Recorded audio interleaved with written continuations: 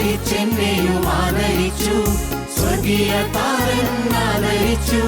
സ്വന്തം കുമാരനെ ആദരിക്കാതെന്നെ സ്വർഗീയനാഥൻ ആദരിച്ചു. സ്വന്തം കുമാരനെ ആദരിക്കാതെന്നെ സ്വർഗീയനാഥൻ ആദരിച്ചു. ആദരിച്ചെന്നെയും ആദരിച്ചു. സ്വർഗീയ താരൻ ആദരിച്ചു. സ്വന്തം കുമാരനെ ആദരിക്കാതെന്നെ സ്വർഗീയനാഥൻ ആദരിച്ചു. സ്വന്തം കുമാരനെ ആദരിക്കാതെന്നെ സ്വർഗീയനാഥൻ ആദരിച്ചു.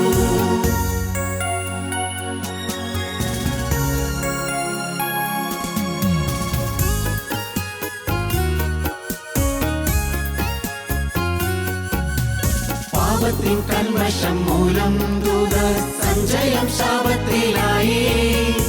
ആദരവിൽ ലേശമെന്നേ ശവ മൃത്യുവിലേക്ക് പതിച്ചു. ആദരവിൽ ലേശമെന്നേ ശവ മൃത്യുവിലേക്ക് പതിച്ചു. ആദരിച്ചെന്നെയും ആദരിച്ചു. സ്വർഗീയ താരൻ ആദരിച്ചു. സ്വന്തം കുമാരനെ ആദരിക്കാതെന്നെ സ്വർഗീയനാഥൻ ആദരിച്ചു. സ്വന്തം കുമാരനെ ആദരിക്കാതെന്നെ സ്വർഗീയനാഥൻ ആദരിച്ചു.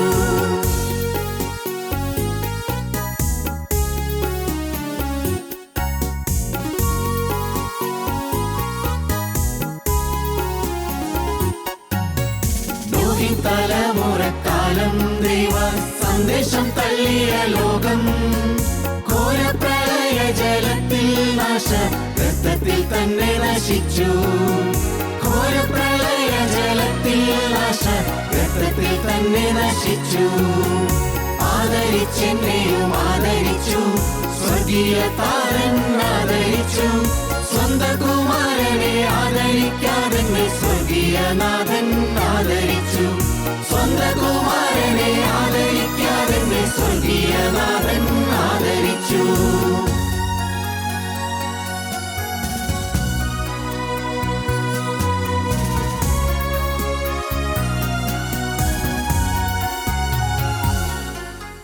സ്വന്തം ജനമായി പോറ്റി ഈ കാലങ്ങളെല്ലാം നടത്തി. എങ്കിലും നന്ദി ലേശം പോലും ഇല്ലാതെ നാഥനെ തള്ളി. എങ്കിലും നന്ദി ലേശം പോലും ഇല്ലാതെ നാഥനെ തള്ളി. ആദരിച്ചെന്നെയും ആദരിച്ചു. സ്വർഗീയ താരൻ ആദരിച്ചു. സ്വന്തം കുമാരനെ ആദരിക്കാതെന്നെ സ്വർഗീയനാഥൻ ആദരിച്ചു. സ്വന്തം കുമാരനെ ആദരിക്കാതെന്നെ സ്വർഗീയനാഥൻ ആദരിച്ചു.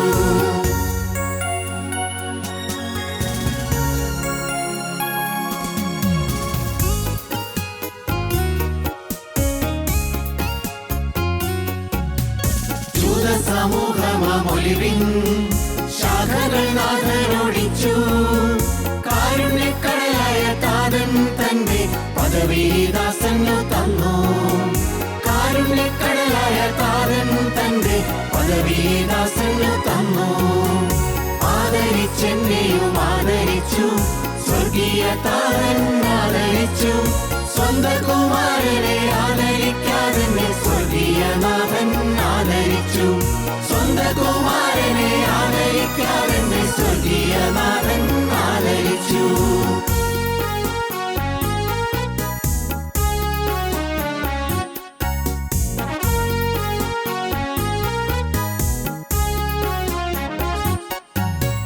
കാൽവരി ക്രൂശോട് ചേർത്തു. എന്നെയും ഒട്ടിച്ചു ചേർത്തു.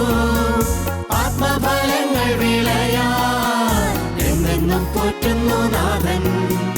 ആത്മഫലങ്ങൾ വിളയാ എന്നെന്നും പോറ്റുന്നു നാഥൻ. ആദരിച്ചെന്നെയും ആദരിച്ചു. സ്വർഗീയ താരൻ ആദരിച്ചു. സ്വന്തം കുമാരനെ ആദരിക്കാതെന്നെ സ്വർഗീയനാഥൻ ആദരിച്ചു. സ്വന്തം കുമാരനെ ആദരിക്കാതെന്നെ സ്വർഗീയനാഥൻ ആദരിച്ചു.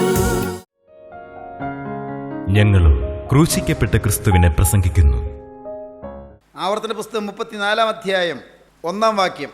അനന്തരം മോശ മോവാബ് സമഭൂമിയിൽ നിന്ന് എരിഹോവിനെതിരെയുള്ള നെബോ പർവ്വതത്തിൽ പിസ്ഗ മുകളിൽ കയറി.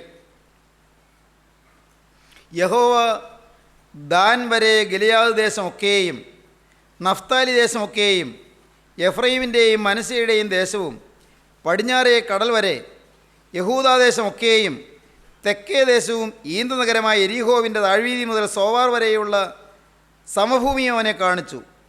അബ്രഹാമിനോടും ഇസ്ഹാക്കിനോടും യാക്കോബിനോടും ഞാൻ നിൻ്റെ സന്തതിക്ക് കൊടുക്കുമെന്ന് സത്യം ചെയ്ത ദേശം ഇതുതന്നെ. ഞാനത് നിൻ്റെ കണ്ണിന് കാണിച്ച് തന്നു. എന്നാൽ നീ അവിടേക്ക് കടന്നു പോകുകയില്ല എന്ന് യഹോവ അവനോട് കൽപ്പിച്ചു. അങ്ങനെ യഹോവയുടെ ദാസനായ മോശ യഹോവയുടെ വചനപ്രകാരം അവിടെ മോവാബ് ദേശത്ത് വെച്ച് മരിച്ചു. ദൈവം അവനെ മോവാബ് ദേശത്ത് ബേത്പെയോരിനെതിരെയുള്ള താഴ്വരയിൽ അടക്കി. എങ്കിൽ ഇന്നുവരെയും അവൻ്റെ ശവക്കുഴിയുടെ സ്ഥലം ആരും അറിയുന്നില്ല. മോശ മരിക്കുമ്പോൾ അവന് 120 വയസ്സായിരുന്നു. അവൻ്റെ കണ്ണ് മങ്ങാതെയും അവൻ്റെ ദേഹബലം ക്ഷയിക്കാതെയും ഇരുന്നു. ദൈവത്തിന് സ്തോത്രം. മോശ ജീവിത അന്ത്യനിമിഷങ്ങളിലേക്ക് വരികയാണ്. പാട്ട് പാടി കേൾപ്പിച്ചു, ജനത്തെ പ്രബോധിപ്പിച്ചു, ജനത്തിന് വചനം കൊടുത്തു, ജനത്തിൻ്റെ ഇടയിൽ തൻ്റെ ശുശ്രൂഷ നിവർത്തിച്ചു. മോശ ദൈവത്തിൻ്റെ കൽപ്പന പ്രകാരം നെബോ പർവ്വതത്തിൻ്റെ മുകളിലേക്ക് കയറി. നെബോ പർവ്വതത്തിൻ്റെ മുകളിൽ കയറി പിസ്ഗായുടെ ചെരുവിലേക്ക്, അങ്ങ് അല്പം ചാഞ്ഞു നിൽക്കുന്ന ചെരുവിലേക്ക് മോശ അങ്ങ് നീങ്ങി നിന്നു. ദൈവം പറഞ്ഞതനുസരിച്ച് മോശ അങ്ങോട്ട് നോക്കി. വിശാലമായി കിടക്കുന്ന കനാൻ ദേശം, യോർദാൻ ആറിൻ്റെ അപ്പുറത്ത് വിസ്തൃതമായി വിശാലമായി പരന്നു കിടക്കുന്ന സുന്ദരമായ കനാൻ ദേശം മോശ കൺകുളിർക്കെ കണ്ടു. ദൈവത്തിന് സ്തോത്രം. അത് കണ്ടിട്ട് മോശ സന്തോഷത്തോടെ ദൈവത്തിൻ്റെ ശബ്ദം കേട്ടുകൊണ്ട് മോശ മരിച്ചു. ദൈവത്തിന് സ്തോത്രം. ജീവിതത്തിൻ്റെ അന്ത്യം, നെബോ പർവ്വതം ജീവിതത്തിൻ്റെ ഐഹിക ജീവിതത്തിൻ്റെ അന്ത്യത്തെ കാണിക്കുന്ന പർവ്വതമാണ്. ഈ ലോക ജീവിതത്തിൽ നാം എല്ലാവരും ഒരു ദിവസം കടന്നു പോകും. ആർക്കും മാറ്റമില്ല. ഏത് പ്രായത്തിലാണെന്ന് അറിഞ്ഞുകൂടാ, എങ്ങനെയാണെന്ന് അറിഞ്ഞുകൂടാ, എപ്പോഴാണെന്ന് അറിഞ്ഞുകൂടാ. പക്ഷേ ഒരു ദിവസം നാം ഓരോരുത്തരും കടന്നു പോകും, സംശയമില്ല. രോഗിയായി കുറേ നാൾ കിടന്നിട്ടാണോ ആർക്കറിയാം? അല്ല പെട്ടെന്ന് നനച്ചിരിയാതെ ഒരു ആക്സിഡൻറ്റ് വന്നാണോ? അല്ല ഭക്ഷണം കഴിച്ചുകൊണ്ടിരിക്കുമ്പോഴാണോ? അല്ല ഒരു പക്ഷേ ഉറങ്ങിക്കിടക്കുമ്പോഴാണോ? അല്ല യാത്ര ചെയ്തുകൊണ്ടിരിക്കുമ്പോഴാണോ? ആർക്കറിയാം? എപ്പോഴോ ഒരു ദിവസം ഞാനും കടന്നു പോകും, നിങ്ങളും കടന്നു പോകും. ഈ വാക്കുകൾ കേൾക്കുന്ന ഓരോരുത്തരും ഈ ഭൂമിയിൽ നിന്ന് മാറ്റപ്പെടും. ഇവിടെ നമുക്ക് ശാശ്വതമായ വീടില്ല. പാട്ടുകാരൻ പാടുന്നത് പോലെ അല്പകാലം മാത്രം ഈ ഭൂമിയിലെ വാസം, സ്വർപ്പുരമാണ് എൻ്റെ ശാശ്വതമായ വീട്. എൻ്റെ ദേശം അതാണ്, സ്വർപ്പുരമാണ്, സ്വർഗീയ പട്ടണമാണ് എൻ്റെ ശാശ്വതമായ നാട്. ദൈവത്തിന് സ്തോത്രം. ഇവിടെ അല്പകാല ജീവിതം മാത്രം, വളരെ കുറച്ചു കാലം ജീവിതം മാത്രം. ഈ ലോക ജീവിതം നശ്വരമാണെന്ന് നാം എല്ലാം പറയും, നമുക്കെല്ലാം അറിയാം. പക്ഷേ അതിൻ്റെ ആ റിയാലിറ്റി, അതിൻ്റെ വാസ്തവികത നാം എത്ര പേര് സ്വന്തം അനുഭവത്തിൽ ചിന്തിക്കാറുണ്ട്? ഞാൻ ഇന്ന് കടന്നു പോയാൽ ഞാൻ യേശുക്രിസ്തുവിൻ്റെ സന്നിധിയിലെത്തും, ഞാൻ സ്വർഗരാജ്യത്തിലെത്തും, സ്വർഗമഹിമയിൽ ഞാൻ ചെന്നു ചേരും, സ്വർഗത്തിലെ വിശുദ്ധന്മാരുടെ നിരയിൽ ഞാൻ എത്തും. യേശുക്രിസ്തു രണ്ടാമത് വരുമ്പോൾ ഞാൻ രൂപാന്തരം പ്രാപിച്ച് അല്ലെങ്കിൽ ഉയർത്തെഴുന്നേറ്റ് ഞാൻ യേശുക്രിസ്തുവിൻ്റെ സന്നിധിയിലേക്ക് മധ്യാകാശത്തിലേക്ക് എടുക്കപ്പെടും. എത്ര പേർക്ക് ഈ ഉറപ്പുണ്ട്? വെറുതെ വ്യർത്ഥമായ ഉറപ്പുകൊണ്ട് കാര്യമില്ല. നമ്മുടെ ജീവിതത്തിൽ വ്യക്തമായി നാം അറിഞ്ഞിരിക്കണം, എൻ്റെ ദൈവമേ, ഏത് നിമിഷത്തിൽ ഞാൻ കടന്നു പോയാലും എൻ്റെ കർത്താവിൻ്റെ സന്നിധിയിൽ എനിക്ക് എത്തണം. സംശയമില്ല. കർത്താവേ, ഏത് നിമിഷത്തിൽ കടന്നു പോയാലും എങ്ങനെ കടന്നു പോയാലും ഒരു ദിവസം ഞാൻ കണ്ണടയും. അന്ന് യേശുവേ, നിൻ്റെ രാജ്യത്തിൽ എനിക്ക് എത്തിച്ചേരാൻ ഇടയാകണം, നിൻ്റെ സന്നിധിയിൽ ഞാൻ വന്നു ചേരാൻ എനിക്ക് ഇടയാകണം. ദൈവത്തിന് സ്തോത്രം. ഇവിടെയുള്ള രോഗങ്ങൾ മാറുന്നു, ഇവിടെയുള്ള കഷ്ടപ്പാടുകൾ തീരുന്നു. തിരുവചനം ശരിയായി പഠിക്കുമ്പോൾ മനസ്സിലാകും, ഇവിടെ അംഗഭംഗമുള്ളവർക്കും നിത്യതയിൽ അംഗഭംഗമൊന്നുമില്ല. ഇവിടെ കണ്ണില്ലാത്തവർക്ക് നിത്യതയിൽ കണ്ണില്ലാത്തവരായിട്ടിരിക്കേണ്ടി വരികയില്ല. ഇവിടെ കേൾവിയില്ലാത്തവർക്ക് നിത്യയുഗത്തിൽ സ്വർഗരാജ്യത്തിൽ ചെല്ലുമ്പോൾ കേൾവിയില്ലാതിരിക്കുകയില്ല.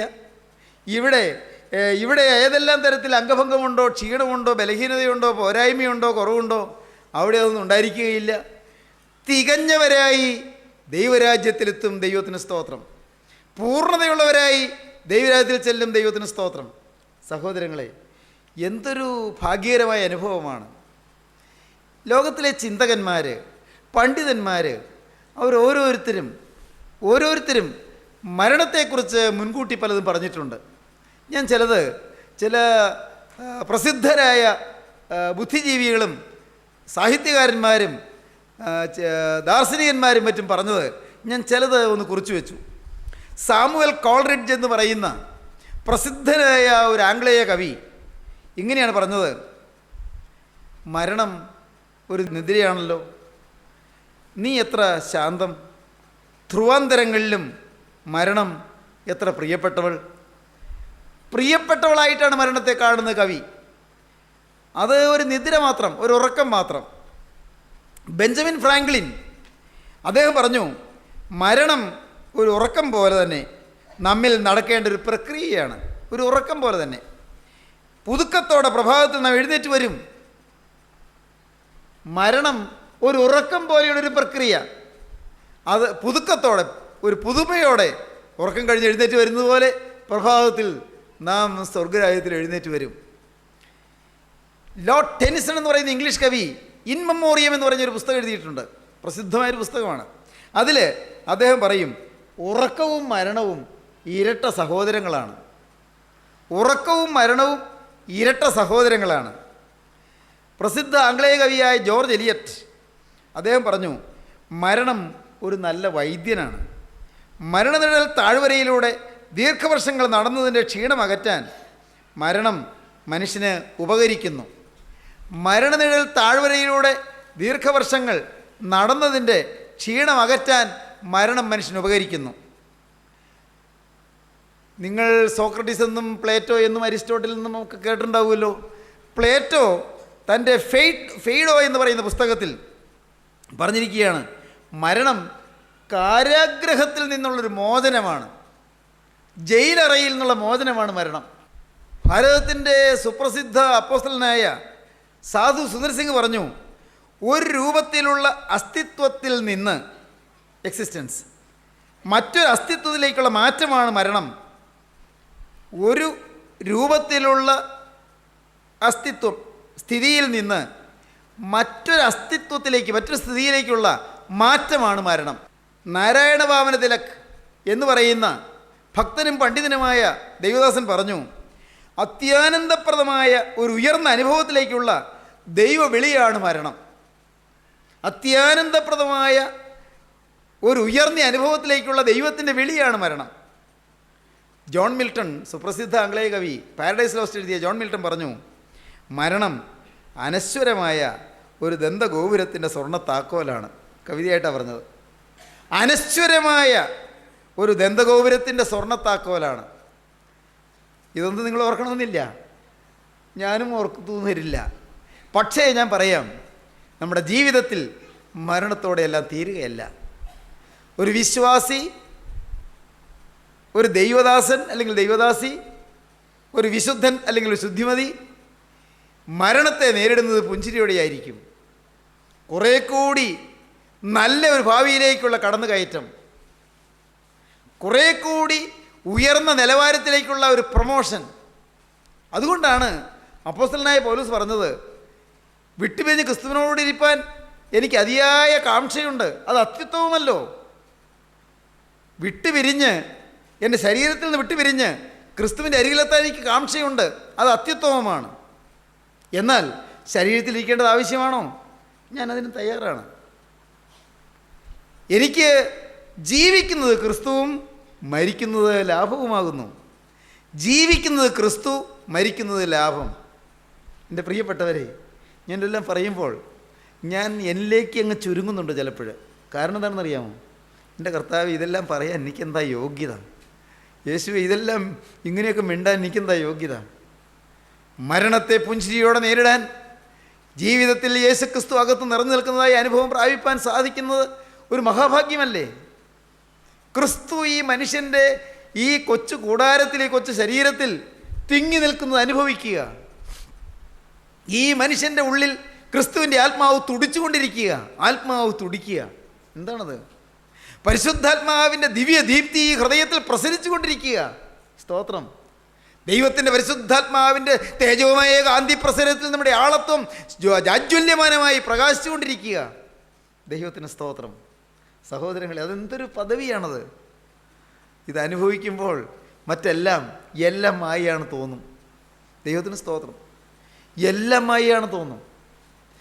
ഈ നിത്യമായ സൗഭാഗ്യത്തിൻ്റെ പരമസമ്പത്ത് നാം അനുഭവിക്കാൻ തുടങ്ങുമ്പോഴേക്കും നാം അങ്ങ് നിർവ്വാണമടയുന്ന അനുഭവത്തിലായിട്ട് ആനന്ദ തുന്തിലരായി തീർന്നിട്ട് നാം സ്വർഗ്ഗമണ്ഡലത്തിൽ പ്രവേശിക്കുന്നവരായി തീർന്നിട്ട് നാം ദൈവത്തെ അങ്ങ് മഹത്വപ്പെടുത്താൻ തുടങ്ങും. ആത്മലോകത്ത് ദൈവത്തെ ആരാധിക്കാൻ തുടങ്ങും. ആത്മമണ്ഡലം. ദൈവത്തിന് സ്തോത്രം. ഈ മഹാജ്ഞാനികളും താപസന്മാരുമായ ഭാരതത്തിലെ പൂർവികരായ മഹർഷീന്ദ്രന്മാർ നിർവ്വാണം എന്നൊക്കെ പറയുന്നതാണ്. നിർവ്വാണം അത് വലിയൊരു നിർവൃതി. നിർവ്വാണം എന്നൊക്കെ പറയുന്നത് സാലോക്യ, സാരൂപ്യ, സാമീപ്യ, സായുജ്യം എന്നൊക്കെ പറയുന്ന മോക്ഷത്തിൻ്റെ വിവിധ പ്രാപ്തികളിലേക്ക് മനുഷ്യ മനസ്സിനെ ആവാഹിച്ചെടുക്കുവാനുള്ള ത്വരയിൽ നിന്നാണ് പഴയകാല മനീഷികളായ മഹർഷിവര്യന്മാർ താത്വിക ചിന്തകൾ അവബോധനത്തോടെ പരമേൽപ്പിച്ച് തലമുറകൾക്ക് ഉപനിഷത്തുക്കളിലൂടെ പകർന്നു തന്നത്. ദൈവത്തിൻ്റെ വലിയ നാമം മഹത്വപ്പെടട്ടെ. ദൈവത്തിന് സ്തോത്രം. സഹോദരങ്ങളെ, ജീവനുള്ള ക്രിസ്തു നിങ്ങളുടെ കണ്ണുകളും തുറക്കട്ടെ. ഈ മരണത്തിന് ശേഷമുള്ള സ്വർഗീയ സൗഭാഗ്യം, എൻ്റെ കർത്താവേ, ഇതെല്ലാം മായ. ഇന്ന് കാണുന്ന സുഖങ്ങൾ മായ, ഇന്ന് കാണുന്ന ദുഃഖങ്ങൾ മായ, ഇന്നത്തെ കടം മായ, ഇന്നത്തെ രോഗം മായ. കർത്താവേ, ഇന്നത്തെ പ്രതിസന്ധികൾ മായ, എല്ലാം മായ. എത്ര നേരത്തേക്ക്? പണ്ട് ഞാൻ പഠിച്ചു, പിന്നെ പഠിപ്പിച്ചു. ഈ മനുഷ്യർ വഴിയമ്പലത്തിൽ വരുന്ന താമസിക്കുന്നത് പോലെയാണ് ഓരോ മനുഷ്യനും വന്ന് വഴിയമ്പലത്തിൽ വന്ന് ഒരു യാത്ര, ദീർഘയാത്ര. ഈ ഇടയ്ക്ക് ഒരു രാത്രി വിശ്രമിക്കാൻ ഒരു ഹോട്ടലിൽ കയറി ഒരു മുറി എടുത്ത് താമസിച്ചു. അതുകൊണ്ട് ആ ഹോട്ടലിലാണോ സ്ഥിരതാമസം? അല്ലല്ലോ. അന്ന് രാത്രി അവിടെ താമസിച്ചു. പിന്നെ പിറ്റേ ദിവസം രാവിലെ അവിടെ എഴുന്നേറ്റ് യാത്ര ചെയ്തു.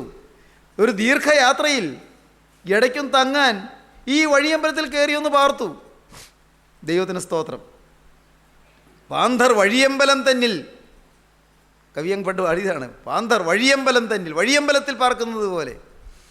പ്രിയപ്പെട്ടവരെ, നിങ്ങളോട് പറയട്ടെ, ജീവിതത്തിൽ ഈ ലോക ജീവിതം ഒരു വഴിയമ്പലവാസമാണെന്ന് കാണാൻ സാധിക്കുമ്പോഴാണ് നാം പാരത്രിക സൗഖ്യം എന്ത് എന്നറിയാൻ തുടങ്ങുന്നത്. നിത്യജീവൻ്റെ അത്ഭുത പ്രപഞ്ചം എന്ത് എന്ന് നമുക്ക് തിരിച്ചറിയാൻ സാധിക്കുന്നത് അപ്പോഴാണ്. യേശുക്രിസ്തു തരുന്നതായ സൗഭാഗ്യം എന്ത് എന്ന്, യേശുക്രിസ്തു തരുന്നതായ സ്വർഗം എന്ത് എന്ന് ആരും കണ്ടിട്ടില്ല, ആരും കേട്ടിട്ടില്ല, ഒരു മനുഷ്യൻ്റെയും മനസ്സിൽ കരുതിയിട്ടുമില്ല, ചിന്തിച്ചിട്ടുമില്ല. എന്താണ്? ജഡനേത്രം ദർശിക്കുകയോ ശ്രവണം കേൾക്കുകയോ ഒരു ഹൃദയം തേറുകയോ ചെയ്തിട്ടില്ല. ദൈവത്തിന് സ്തോത്രം. ഉന്നതരാജ്യമതും ശാശ്വത ജീവിതവും നിർമ്മലരാർജിക്കും സത്തമമശിഹാഭക്തന്മാർഹിക്കുന്ന മഹാഭാഗ്യം. ജഡനേത്രം ദർശിക്കുകയോ ശ്രവണം കേൾക്കുകയോ ഹൃദയം തേറുകയോ ചെയ്തിട്ടില്ലേതും. ദൈവം തന്നെ സ്നേഹിക്കുന്നവർക്ക് ഒരുക്കിയിട്ടുള്ളത് കണ്ണ് കണ്ടിട്ടില്ല, ചെവി കേട്ടിട്ടില്ല, ഒരു മനുഷ്യൻ്റെ ഹൃദയത്തിൽ നിരൂപിച്ചിട്ട് പോലുമില്ല. ദൈവജനമേ, സ്വർഗത്തിലെ ദൈവം നമുക്ക് വേണ്ടി കരുതിയിരിക്കുന്നു. നിങ്ങളാരെങ്കിലും ചിന്തിക്കുമോ, ഇതൊക്കെ യഥാർത്ഥമാണോ? ഇങ്ങനെയൊക്കെ ആണോ സംഭവം? ഇങ്ങനെയൊക്കെ സംഭവിക്കുമോ? ദൈവത്തിന് സ്തോത്രം. നിങ്ങൾ കേട്ടിട്ടുണ്ടോ? ചാൾസ് ഡാർവിൻ എന്ന് പറയുന്ന ആൾ വലിയൊരു ശാസ്ത്രജ്ഞനായിരുന്നു. അദ്ദേഹമാണ് തിയറി ഓഫ് എവല്യൂഷൻ, പരിണാമ സിദ്ധാന്തം കണ്ടുപിടിച്ചത്. കുരങ്ങ് മൂത്ത് മനുഷ്യനായി, വാനരൻ മൂത്ത് വാൽ പോയി നരനായി, വാനവനാകാൻ മുതിരുകയായി. കുരങ്ങ് മൂത്ത് മനുഷ്യനായി, ഇനി ഒരു സൂപ്പർമാനായി തീരും, അതിമാനുഷ്യനായി തീരും. ഇതൊക്കെയാണ് ഡാർവിൻ്റെ കണ്ടുപിടുത്തം. അപ്പോൾ ബിബ്ലിക്കൽ സ്റ്റോറി തെറ്റ് എന്ന് വെച്ചാൽ ബൈബിളിലുള്ളതായ സൃഷ്ടികഥ അതല്ല ശരി. കുരങ്ങ് മൂത്ത് എവിടുന്നോ ഒരു പ്രാണി വന്നു, അല്ലെങ്കിൽ ഒരു ജീവി വന്നു, ഒരു അണു വന്നു, അതിങ്ങനെ വളർന്ന് അതിങ്ങനെ പല രീതിയിൽ വളർന്ന് അത് മീനായിട്ട് വെള്ളത്തിലൂടെ സഞ്ചരിച്ചു, പിന്നെ അത് വാൽമാക്രിയായിട്ട് വെള്ളത്തിലൂടെ സഞ്ചരിച്ചു, പിന്നെ അത് കരയ്ക്ക് കയറി വലിയ തവളയായിട്ട് കരയിലും വെള്ളത്തിലും ഒരുപോലെ സഞ്ചരിക്കാറായി, പിന്നെ അത് വളർന്നു വന്നു, അങ്ങ് പല പല രൂപാന്തരങ്ങൾ പ്രാപിച്ച് അവസാനം അത് കുരങ്ങായി, കുരങ്ങിൻ്റെ വാല് പോയി അത് മനുഷ്യനായി. ഇങ്ങനെയൊക്കെ ചിന്തിക്കുന്ന ഒരു ചിന്തയാണ് ഈ തിയറി ഓഫ് എവല്യൂഷൻ, എന്താണ് പരിണാമ സിദ്ധാന്തം. ഒരു ദിവസം അദ്ദേഹത്തിൻ്റെ വീടിൻ്റെ മുറ്റത്ത് അത് തൊട്ട് താഴെ ഒരു ചെറിയ പൂന്തോപ്പുണ്ട്. അദ്ദേഹം അവിടെ ഇങ്ങനെ അലസമായി പൂന്തോപ്പിലൂടെ ഇങ്ങനെ നടക്കുകയാണ്. ഇത്തിരി പ്രായമായപ്പോഴാണ്. അപ്പോൾ റോഡിൻ്റെ മറുവശത്തുള്ള ഒരു വാടക വീട്ടിൽ നിന്ന് ഒരു പാവപ്പെട്ട സുവിശേഷകൻ വേദപുസ്തകവും കൈ പിടിച്ചുകൊണ്ട് ഇറങ്ങി വരിക. ഉടനെ അദ്ദേഹം ഒന്ന് പരിഹസിച്ചു. ഉപദേശിയാണല്ലേ, ഉപദേശി എന്നും ഇങ്ങനെ പോയി എന്നതാ ഈ പറയുന്നത്, എന്നും ഒരു കാര്യം തന്നെയല്ലേ പറയുന്നത്, യേശു ക്രിസ്തു മരിച്ചു, പാപികൾക്ക് വേണ്ടി മരിച്ചു, ക്രൂസിൽ മരിച്ചു, ഇതല്ലേ എന്ന് പറയാനുള്ളത്, എന്നാ ഒരു പുതുമയുള്ളത്? ഉടനെ ഈ ഉപദേശിക്കുന്നു, ക്ഷമിക്കണേ, അങ്ങ് വലിയ ശാസ്ത്രജ്ഞനല്ലേ, അങ്ങയുടെ ബുദ്ധിയും വൈഭവമൊന്നും എനിക്കില്ലല്ലോ, ഞാൻ ഒന്ന് ചോദിച്ചോട്ടെ, ആട്ടെ അങ്ങ് ഈ കുരങ്ങ് മൂത്ത് മനുഷ്യനായി എന്ന് പറഞ്ഞുകൊണ്ട് ലോകത്ത് ആർക്കെങ്കിലും സമാധാനം കിട്ടിയോ? അങ്ങ് ഈ പറഞ്ഞ ഈ തിയറി ഓഫ് എവല്യൂഷൻ, ഈ പരിണാമ സിദ്ധാന്തം പഠിച്ചതുകൊണ്ടോ അത് പഠിപ്പിച്ചതുകൊണ്ടോ ആർക്കെങ്കിലും മനസ്സമാധാനം കിട്ടിയോ? മനുഷ്യൻ്റെ പ്രശ്നം മാറിയോ? എന്നാൽ ഞാൻ എന്നും പറയുന്ന യേശുവിനെ കിട്ടിയവർക്ക് അനേകർക്ക് സമാധാനം കിട്ടിയിരിക്കുകയാണ്, അനേകരുടെ ജീവിതത്തിൽ സ്വസ്ഥത കിട്ടിയിരിക്കുകയാണ്, അനേകർക്ക് സമാധാനം കിട്ടി. സാറേ ഒന്ന് ചിന്തിക്കണേ, സാറിൻ്റെ ജീവിതം കൊണ്ട് വലുതും നിലനിൽക്കുന്നത് വലുതും നേടിയോ? ഈ ദൈവത്തിൻ്റെ ദാസൻ ഇത്രയും പറഞ്ഞിട്ട് അദ്ദേഹം പോയി. അദ്ദേഹത്തിൻ്റെ ഉള്ളൊരു നീറ്റൽ പോലെ, ഏതാണ്ടൊരു പുഴുക്കടി പോലെ അദ്ദേഹം ഒരു അസ്വസ്ഥതയായി. ഈ ചാൾസ് ഡാർവിൻ, ഈ പരിണാമ സിദ്ധാന്തം കണ്ടുപിടിച്ച ചാൾസ് ഡാർവിൻ, അദ്ദേഹത്തിൻ്റെ പ്രസിദ്ധമായ പുസ്തകം കേട്ടിട്ടുണ്ടോ? ഒറിജിനൽ സ്പീഷീസ് എന്നാണ് ആ പുസ്തകത്തിൻ്റെ പേര്. ഇദ്ദേഹം വീട്ടിലേക്ക് മടങ്ങി, ഒരു സ്വസ്ഥതയില്ല, ചരിസരി കിടന്ന് കുറച്ച് വിയർക്കുന്നു, എന്തൊക്കെയോ ഒരു അസ്വസ്ഥത, ഒരു മനസ്സമാധാനമില്ല, എന്താണ്ടൊക്കെ ഒരു പ്രയാസം. അദ്ദേഹത്തിൻ്റെ അലമാരിയിൽ നിന്ന് പഴയ ചില പുസ്തകങ്ങൾ എടുത്തു. എന്നിട്ട് ഒരു പുസ്തകം കണ്ടുപിടിച്ചു, ബൈബിൾ. മുഴുവൻ അബദ്ധമാണെന്ന് അദ്ദേഹം പറഞ്ഞ ബൈബിൾ അദ്ദേഹം എടുത്തു. ബൈബിൾ അദ്ദേഹം എടുത്തിട്ട് അതിൻ്റെ പൊടിയൊക്കെ തട്ടിക്കളഞ്ഞ്, വായിക്കാറില്ല, ഒരു പഴഞ്ചൻ പുസ്തകം, എന്തിനാ നോക്കാറില്ല, അത് എന്തിനാ വായിക്കേണ്ട ആവശ്യമില്ല എന്നുള്ള ധാരണയാണ് അദ്ദേഹത്തിന്. അദ്ദേഹം ആ പുസ്തകം പൊടിയൊക്കെ തട്ടിക്കളഞ്ഞിട്ട് ആദ്യം അങ്ങ് വിടർത്തി. കിട്ടിയത് എബ്രായ ലേഖനം 9-ാം അധ്യായം. ആദ്യം മലർത്തിയപ്പോൾ കിട്ടിയത് എബ്രായ ലേഖനം 9-ാം അധ്യായം. അതിൽ രക്തം ചൊരിഞ്ഞിട്ടല്ലാതെ വിമോചനമില്ല എന്നൊരു വാക്യം. എന്താണ് ഈ വിമോചനം? എന്താണ് ഈ സ്വാതന്ത്ര്യം? എന്താണ് ഇതിൻ്റെ അർത്ഥം?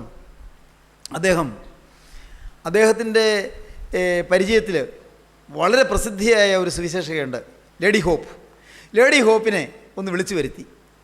അദ്ദേഹം പറഞ്ഞു, ഇതൊന്നും എനിക്കൊന്ന് മനസ്സിലാക്കി തരാമോ, എന്താ ഈ രക്തം ചൊരിഞ്ഞിട്ടില്ലാതെ വിമോചനമില്ല, എന്താണ് ഈ രക്തം, എന്താണ് ഈ വിമോചനം? എനിക്കത് വായിക്കും, ഏതാണ്ട് ഒരു ആകർഷണം അതിലേക്ക് തോന്നുന്നു, ഏതോ ഒരു ആകർഷണം, എന്താണെന്ന് എനിക്കറിയാൻ പാടില്ല, എനിക്കതൊന്ന് മനസ്സിലാക്കി തരാമോ? ലേഡി ഹോപ്പ് യേശുക്രിസ്തുവിൻ്റെ കുറ്റമില്ലാത്ത രക്തത്തെക്കുറിച്ചും, യേശുക്രിസ്തു തിരുരക്തം ചിന്തിയതിനെക്കുറിച്ചും, യേശുക്രിസ്തു ക്രൂസിൽ മരിച്ചതിനെക്കുറിച്ചും, പാപിക്ക് നിത്യരക്ഷ കിട്ടുന്നതിനെക്കുറിച്ചും, ഈ ഭൂമിയിൽ വെച്ച് തന്നെ നിത്യരക്ഷ പ്രാപിച്ച് മരിച്ചു കടന്നു ചെല്ലുമ്പോൾ സ്വർഗ്ഗരാജ്യത്തിൽ എത്താമെന്നതിനെക്കുറിച്ചും എല്ലാമുള്ള കാര്യം പറഞ്ഞിട്ട് ആ എബ്രായ ലേഖനം 9-ാം അധ്യായത്തിൻ്റെ അവസാന വാക്യം, ഒരിക്കൽ മരിക്കുകയും പിന്നെ ന്യായവിധി മനുഷ്യർക്ക് നിയമിച്ചിരിക്കിയാൽ ക്രിസ്തുവും അനേകരുടെ പാപങ്ങളെ ചുമപ്പാൻ ഒരിക്കൽ അർപ്പിക്കപ്പെട്ട് തനിക്കായി കാത്തു നിൽക്കുന്നവരുടെ രക്ഷയ്ക്കായി പാപം കൂടാതെ രണ്ടാമത് പ്രത്യക്ഷനാകും എന്ന വാക്യത്തെക്കുറിച്ച് വിശദമായി പറഞ്ഞു കേൾപ്പിച്ചു. അതെല്ലാം പറഞ്ഞ് കേട്ട് കഴിഞ്ഞപ്പോഴത്തേക്ക് അതിൻ്റെ ഉള്ളിലൊരു തീ കത്തും പോലെ അദ്ദേഹം പയ്യെ കരയാൻ തുടങ്ങി. ഞാൻ എഴുതി വെച്ചതൊക്കെ മണ്ടത്തരായല്ലോ, ഈ ബൈബിൾ സത്യമാണല്ലോ, ഏതാണ്ടൊരു ആശ്വാസം എനിക്ക് കിട്ടുന്നുണ്ടല്ലോ, എനിക്ക് മനസ്സിന് സ്വസ്ഥതയില്ലായിരുന്നു, ഏതാണ്ട് സുഖം കിട്ടുന്നുണ്ടല്ലോ, ഒരു ഉപകാരം ചെയ്യാമോ? ഒരു ദിവസം ഞാൻ എൻ്റെ സുഹൃത്തുക്കളെയും എൻ്റെ വിദ്യാർത്ഥികളെയും എൻ്റെ റിലേറ്റീവ്സ്, എൻ്റെ ബന്ധത്തിലുള്ളവരെയെല്ലാം ഞാൻ വിളിച്ചു വരുത്താം, എൻ്റെ വീടിൻ്റെ മുറ്റത്തും ആ ഉദ്യാനത്തിലൊക്കെ ആയിട്ട് ആളുകളെ ഇരുത്താം.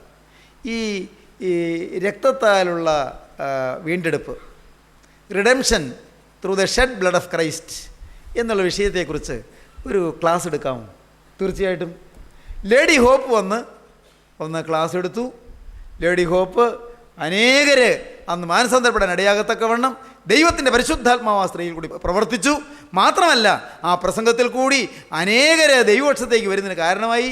മാത്രമല്ല ഈ ചാൾസ് ഡാർവിൻ അദ്ദേഹം മാനസാന്തരപ്പെട്ടു. ദൈവത്തിന് സ്തോത്രം. സഹോദരങ്ങളെ, ഈ കാര്യങ്ങൾ നിങ്ങൾക്ക് വായിക്കാൻ ഒരു പുസ്തകമുണ്ട്.